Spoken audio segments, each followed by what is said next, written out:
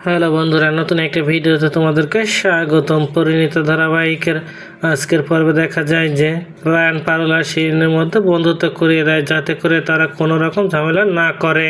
শিরিন মন থেকে মেনে না নিলেও পারুলের ক্ষতি করতে সবটা মেনে নিয়েছে, আর তাই তো পারুল কিছু বুঝতে পারছে না কি করে সবটা মেনে নেবে, কেননা শিরিন সবসময় পারুলের ক্ষতি করতে চায়। এদিকে আজ শিরিন পারুল বন্ধু হয়েছে বলে শিরিন একটা বারে পার্টির আয়োজন করেছে, আর তার সব বন্ধুরা মিলে চলে এসেছে। কিন্তু পারুল স্বপ্ন দেখে যে এখানে এসেও শিরিন পারুলের ক্ষতি করেছে, কিন্তু শিরিন এখানে কিছু করে না। পারুলের সবাই ভালো মতো আড্ডা দিয়ে চলে আসে। আর পরের দিন কলেজে পরীক্ষা শুরু হলে শিরিনের একটা বন্ধু শিরিনের কথা মতো পারুলের ব্যাগ পাল্টে দেয়, আর সেটা ছিল নকল। তারপরে একটা মেয়ে বলে পারুল নকল করছে। স্যার গিয়ে দেখে যে পারুলের ব্যাগে সেই নকল রয়েছে।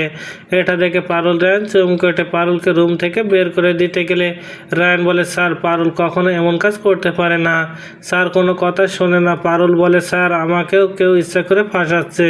শিরিন তখন মনে মনে বলে, আমাকে সবার সামনে ছোট করা, দেখ এবার তোকে আমি কি করে পরীক্ষা থেকে বের করে দেই। তো বন্ধুরা, কি হবে এবার? রায়ান কি পারবে পারুলকে বাঁচাতে শিরিনের হাত থেকে, নাকি পারুলকে পরীক্ষার হল থেকে বের করে দেবে? জানতে হলে আমাদের সাথেই থাকুন। ধন্যবাদ।